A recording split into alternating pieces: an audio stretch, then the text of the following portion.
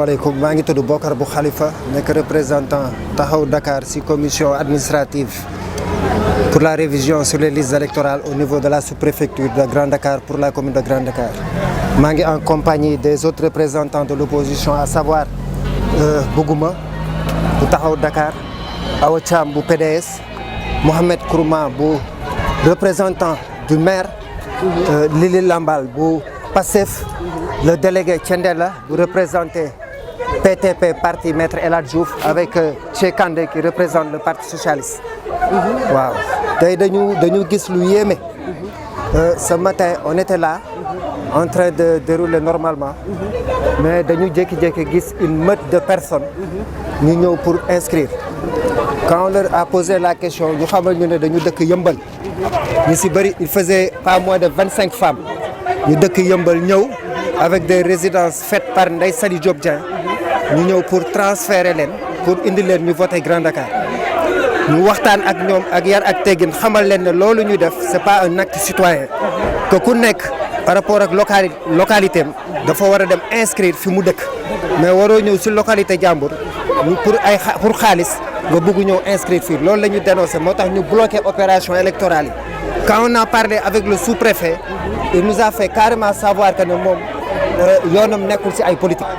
Il a appelé devant nous la présidente de la commission jox ko ay instructions intimé ko l'ordre mu signé bépp résidence boo xam ne jóge na ci Ndeye Saly ñun nag nous avons pris acte mais comme combat citoyen la on a préféré rester dehors képp koo xam ne ñëw nga avec des documents yu fiable yu viable ñu bàyyi la nga dugg képp koo xam ne ñëw nga ak ay documents fictifs ay résidences fictives ay documents yoo xam ne Ndeye Saly moo la ko defaral duñ la bàyyi nga dugg parce que kooku warul voter Grand Dakar te bu ñu seetaanee mu voter Grand Dakar ëllëg doomu Grand Dakar yi ñoo siy souffrir pendant 5 ans. mais tout à l'heure gis nañu malgré yéen ñi da ngi taxaw nii am na ñu wàcc ci oto boo xam ne ci otoom la ñu wàccee ñëw dugg. waaw xam nga est-ce que boo leen nekkee ci biti mën ngeen surveiller. xam nga ni ñu ko doon defee ñoom. ak li xew tey. tiital na leen de telle sorte que boo leen seetloo depuis 11 heures. daanaka li ñëw matul 10 personnes. te sax dañu changé oto. malgré que changé nañu oto gis ngeen yow seen bët am na ñu jot a interpellé ñun. parce que dañu wàcc si oto bi ñu xool am na koo xam ne carte d'identité la yor. CEDEAO di voter route de Puy ak bureau numéro 1. mais kooku dañ ko defaraatal beneen résidence ak beneen photocopie te Ndeye Saly moo ko defaral ñu xamal ko ne yow yaa ngi voté déjà yaa ngi si liste yi déjà mu ne ñu 10 000 francs lañ ma jox pour ñu indi ma jëlee ma Yëmbal indi ma inscrire. ñu ne ko nag yow waroo voté bañ ko waxee ba sensibiliser ko mu d'accord si ak ñun dem ñibbi. kon yow mise à part transfert yi mais mën nañ ci signaler aussi ay doublons parce que ki am carte d'identité ba pare ñu joxaat la beneen kii. loolu c'est un fait boo xam ne am na ay journalistes yu si teg seen bët léegi. gis nañ ko ndaw si ñëw na ak pièce d'identité am voté route de Puy bien écrit mu ñëw ak beneen résidence ak beneen photocopie même personne bi bu ko inscriraat c'est des choses yoo xam ne duñ ko bàyyi mu jàll musuñu ko bàyyi mu jàll. xëy na tey tubaab dafa ne il n'est jamais trop tard pour bien faire. on est conscient de notre rôle. en tant que citoyen de Grand Dakar. looloo tax ñu ne lii warul continuer te du continuer. te nous ferons face avec la manière pour que lu mel ni jeex. que comptez-vous faire? Rester debout face à cette situation illégale. wane ne ñun ay citoyens Grand Dakar lañ li ñu ñor li ñu soxal mooy ëllëgu Grand Dakar ba ñu transfert mais illégalité bi am fi irrégularité yu am fi loolu la ñuy dénoncer avec la complicité du sous-préfet de Grand Dakar loolu la ñuy dénoncer. yéen avisé ngeen sous-préfet bi. ma ne ça fait 1 mois ñi ngi wax ak moom chaque jour ñu jox ko information chaque jour ñu yóbbul ko ay preuves. depuis boobu nanguwul def dara comme nanguwul def dara nag ñun dañu yaakaaroon ne autorité boo ko yóbbulee preuve dina jël responsabilité assumer ko mais autorité pendant 1 mois nga koy won ay preuve muy tergiverser ak yow dañu ne trop c'est trop ça suffit looloo tax ñu génn tey def li ñu def nii. te dinañ ko continuer ba la parce que gis nañ seen yenn éléments yu police arrêté ku ci mel ni Moussa. non xam nga le combat c'est politique mais c'est un combat citoyen dinañu ut huissier dina ko constater dinañu ut huissier.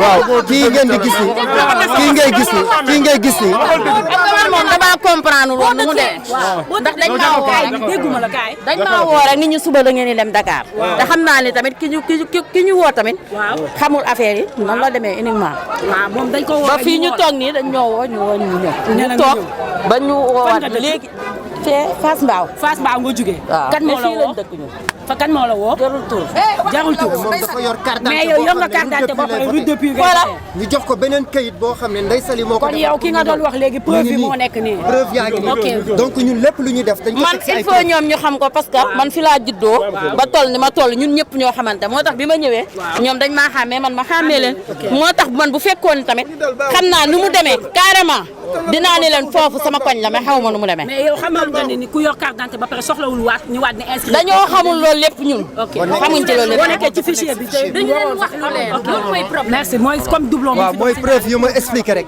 parce que ñun ay ndaw lañ mais on est conscient de nos responsabilités et nous les assumons jusqu'au bout tey li ñu gis nii dañ ko daan gis mais dañ doon dem wax ak préfet bu préfet déggul ñu génn rejeté daan nañu rejeté te kenn du yëg mais tey li ñu def nii c'est pour sensibiliser les gens ñu dëkk Yeumbeul toog Yeumbeul ñu dëkk Tivaouane Peulh toog Tivaouane Peulh ñu dëkk Grand Dakar génn ñëw inscrire parce que la destinée de Grand Dakar pour ces 5 ans c'est aux Grand Dakaroises et aux Grand Dakarois d'en juger mais pas à des personnes yoo xam ne fanaanuñ fi amuñu fi domiciliation te combat bi ñuy def c'est citoyen mais dañ koy def avec discipline parce que nous sommes des gens disciplinés loolu la ñu le président Khalifa jàngal loolu la ñu coalition Yewwi Askan bi sant te représentants yi fi nekk yëpp depuis boobu on travaille en phase muy bu Pastef muy bu monsieur le maire muy bu PS muy le délégué Thiendella qui représente Maître El Hadji Diouf ñun ñëpp ñooy sumbandoo ñooy dóorandoo te bu ñu nee assez ce sera assez. Inchallah. Bonjour, c'est Mohamed Ali Kourouma, représentant du maire de Grand Dakar, Jean-Baptiste Diouf, dans la commission des révisions électorales exceptionnelles au niveau de la sous-préfecture. Donc nous avons constaté que depuis la circulaire du sous-préfecture autorisant les sous-préfets et préfets à délivrer des certificats de résidence, nous avons constaté qu'il y a certains demandeurs qui brandissent des certificats de résidence avec des domiciles inexacts. Et même, il y en a certains qui ont mentionné dans leur certificat de résidence des domiciles dont l'un de ces domiciliés était membre de la sous-commission. Le gars qui lui dit ne le reconnaître aucunement, ce qui était vraiment une preuve palpable. Sur ce, on est parti voir monsieur le sous-préfet avec tout le respect qui s'y est. On lui a mis sur la table ce que nous avons constaté. Il nous a répondu que partout il y a des dysfonctionnements. Je lui ai dit, j'ai ensuite répondu en lui demandant, monsieur le sous-préfet, est-ce que ça veut dire que vous cautionnez le faux et l'usage de faux? Il a dit que la séance était levée. C'était le préfet même. Le sous-préfet, monsieur Mbacké Fall. Oui. Il m'a dit que la séance est levée. Quand je lui ai demandé, est-ce que vous cautionnez le faux et l'usage du faux? Parce qu'une personne détenant un certificat de résidence avec une domicile inexact est un document administratif faux. Vous pensez qui est derrière cette situation? On n'a pas directement pointé du doigt un responsable. On a mené une enquête et les personnes nous ont dit, par leur bouche, qu'ils étaient au niveau du siège de l'APR de Grand Dakar. C'est là-bas qu'ils ont reçu les certificats de domicile, les certificats de résidence. Et à partir de là-bas. Aussi, j'ai souligné au préfet que dans la circulaire du gouverneur, il y a 2 clauses. La première stipule que la personne demandant un certificat de résidence doit amener un certificat de domicile. Et deuxièmement, il doit y avoir une confirmation du rapport de l'agent de la sécurité publique, c'est-à-dire un policier ou un gendarme. Ce que l'on ne constate pas à Grand Dakar. Maintenant, trop c'est trop. On avait averti l'opinion publique. On avait fait un poste en ce sens que l'on a tous signé. Rien n'a été fait, raison pour laquelle aujourd'hui nous utilisons la force. Nous disons au préfet, nous disons au ministre Ndeye Saly Diop Dieng que le fait d'user et d'abuser du pouvoir pousse les gens dignes à refuser. Résister jusqu'au bout. On résistera jusqu'au bout. On n'a pas peur de se faire embarquer. Car les élus de Grand Dakar risquent aujourd'hui. On a même commencé d'embarquer. Les élus de Grand Dakar risquent aujourd'hui de traîner une illégitimité pathologique à Grand Dakar. Tout à l'heure, on a vu des gens qui entraient alors que vous êtes dehors. Que comptez-vous faire par rapport à cette situation? Mais le préfet lui-même, il dit que la personne qui a un certificat de résidence, on peut lui dériver, on peut lui faire l'opération électorale. Mais le certificat... Que c'est normal de mener la grève comme ça. Mais on avertit tout le monde, on avertit le gouverneur, M. Alassane Sall, lui disant que sa circulaire n'est pas respectée par le sous-préfet, M. Mbacké Fall. Voilà. fi indi lenn la dafa am koo xam ni maanaam ñu tudd tur bi sax madame le ministre Ndeye Saly Diop dafa nekk di def transfert bu doy waar ci fii nii yéen a ko gis nii sous préfecture bi day indi ay nit yoo xamante ni dëkkuñu Grand Dakar benn femme léegi la avoué maa ko laaj personnellement ne ko yow foo dëkk mu ne ma man Thiaroye laa dëkk xawul ma ne ko lu la fi indi mu ne xaw ma lu ma fi indi dañ ma ne rek pour dama ñëw transfert loolu du dëgg du yoon. waa Grand Dakar seen bopp waa habitant de Grand Dakar ñoo war a fal seen maire mënuñu comparer ñun waa Grand Dakar ñun ñii suñu bopp ñu dëkk Grand Dakar juddoo fi yaroo fi même boo màggee Grand Dakar nga nekk habitant de Grand Dakar yow yaa war a fal sa maire mënuñu digérer loolu moom duñ ko nangu loolu moom du jàll mënuñu digérer wala ñu nangu ñoo xamante ni dañuy jóge ci yeneen quartier wala ñoo xam ne dëkkuñu sax Dakar di ñëw fii pour voter pour mu falal ñun waa Grand Dakar suñu maire loolu du dëgg du yoon ñun loolu moo ñu indi fii. fan la ñuy jëlee seen résidence yi ba ñu indi. moo ñu jaaxal résidence yi kañ moo ñu jaaxal ñii nee nañ ci seen kii wu APR bi lañ ko jëlee résidence yi transfert bi dafa doy transfert bi ñu koy def nañ ko bàyyi. dafa doy ñun lu ñu bëgg a def dinañ taxaw jàmmaarloo ak ñoom parce que lii duñ ko bàyyi bu jàll lii buñ ko bàyyee mu jàll maanaam lii bu jàllee maanaam Grand Dakar du fal maire am ñeneen ñu dëkk ci yeneen gox yi wala yeneen ñu dëkk ci yeneen région ñoo ñëw pour falal Grand Dakar seen maire te loolu duñ ko nangu. Merci, je vous remercie. Rassemblement pour l'éthique et les valeurs émergentes. Donc, j'ai un représentant au niveau de la commission administrative. Effectivement, on nous a signalé qu'il y a des gens que la ministre Ndeye Saly est en train de transférer au niveau de l'arrondissement de la commune de Grand Dakar. Bon, donc c'est la raison pour laquelle je suis venu pour m'enquérir de la situation. Mais déjà, on nous l'avait signalé depuis le début des inscriptions sur les listes électorales. Ce qui est anormal. Ce qui est anormal. Moi, je dis que ce n'est pas normal.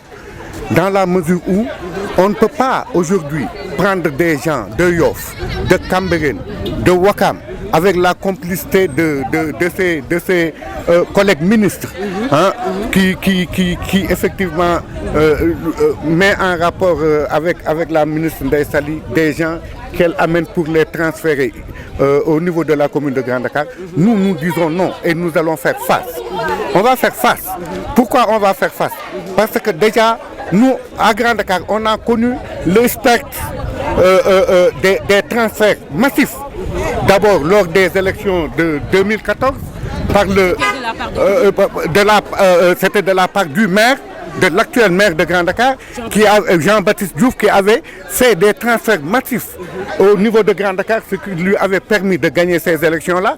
Aujourd'hui, Madame la ministre est en train de faire la même chose au niveau de Grand Dakar. Nous allons faire face. Pourquoi vous n'avez pas réagi lorsqu'on vous avait signalé ça dès le début? Mais si, on a réagi. Vous avez fait... On a réagi et il y a eu un premier blocage des représentants des partis au niveau de la commission. Il y a eu un premier blocage. Maintenant, d'ailleurs, on a même des vidéos qui démontrent effectivement que les gens sont acheminés d'abord au niveau de la permanence de Ndeye Saly à Grand Dakar et de là-bas. On leur fait des certificats de résidence délivrés vierges par l'autorité administrative et après on les achemine au niveau de la commission pour venir s'inscrire. Mais on avait réagi et cette fois-ci, comme elle a continué à faire, en osant amener des cars rapides et des Ndiaga Ndiaye à Grand Dakar même, nous on a dit que maintenant trop c'est trop. C'est la raison pour laquelle vous avez vu ce remue-ménage avec l'ensemble des partis politiques de Grand Dakar. Ce n'est pas seulement un parti politique, mais c'est l'ensemble des partis politiques hors APR qui sont en train de s'agiter. Qu'est-ce que vous comptez faire maintenant? Mais ce que nous comptons faire, vous avez déjà vu. Nous sommes en train de faire face. Tous ceux qui viendront de Grand Dakar pour s'inscrire, on va les attaquer à partir d'ici même. Nous allons mettre des comités de vigilance sur place pour qu'ils puissent veiller sur ça. Parce que ce qui était arrivé en 2014 ne se fera pas en 2022. Ça c'est clair, c'est sûr. Et on va faire face. On va mettre des comités de vigilance à partir de Grand Dakar et ici même devant la. waa kër Ndeye Saly dëkkuñu fi dañuy jógee Malika jógee Boune ñëw di defarlu ay certificat de résidence yoo xam ni ay kër jàmbur la. résidence yi ku leen koy defaral. résidence yi sous préfet bi moo koy bind moom moo koy bind sous préfet bu Grand Dakar. sous préfet bi dafa ànd ak moom moo koy bind loolu lay nduru plus de 4000 et quelques résidences boobu ba léegi ñu ngi toléré nag mais on a marre dañu sonn si affaire bi. dañu sonn si affaire bi mooy dañuy bloqué affaire yi lépp la ñuy bloqué kenn du fi jàll. est-ce que yéen boo leen bloqué ngeen siégé ci biir ngeen bloqué est-ce que affaire bi du gën a facile ci ñoom. amul dellu fii facile laa la wax képp ku fi ñëw dinañ la laaj foofu dëkkuñu fi Malika ak Boune la ñuy jógee ñu ngi seen siège bi les résidences yi ñuy defar dañ koy signé vierge yóbbu ko au niveau de leur siège ñoom ñu ko fay defaree loolu moo dul yoon il n'est pas question ñuy bàyyi loolu mu jàll. man mii di wax ak yow maa représenté parti socialiste on est là ñun ñëpp ñoo manqué ne carrément dañuy def blocage kenn nekku fi nit yaa ngi nii ngeen di gis amul kenn ku nekk ci commission bi kuy bind. mais ñoom ñu ngi dugal ay nit de te yéen ñi ngi taxaw nii. mais loolu préfet bi la nekk parce que policiers yaa ngi ni arrêté ñu téye ñu ne waruñu amuñu droit wax leen dara te ñun on représente la commission électorale bu Grand Dakar on a le droit de contexter laaj gars yi dañ sonn ci affaire bi voilà lu ñu bàyyi nag mu set nag lu ñu bëggul bañ ñu ko ci. rek da ngay ëj sir bi pour nga mën a xeex correctement. loolu la jaru ko damaa xam ne jaru ko waaye am na yeneen yi nga xamante ne da ngay mettre du point que yow sax da ngay dem ba doo nekkati comprendre nga parce que mécontentement bi day dem ba jur leneen ma loolu moo tax may def lii. waaw léegi mais yéen a ngi xool yéen a ngi surveiller fii yéen a ngi bëgg xeex bëgg surveiller ci biir mbaa dina sotti. ñun am na ñi nekk ci biir duñu surveiller. mais sànq ba tey gars yi gaa yaa ngi dugg waaye am na ku fa nekk di surveiller di superviser. waaw moo tax daal nga war a xeex. waaw.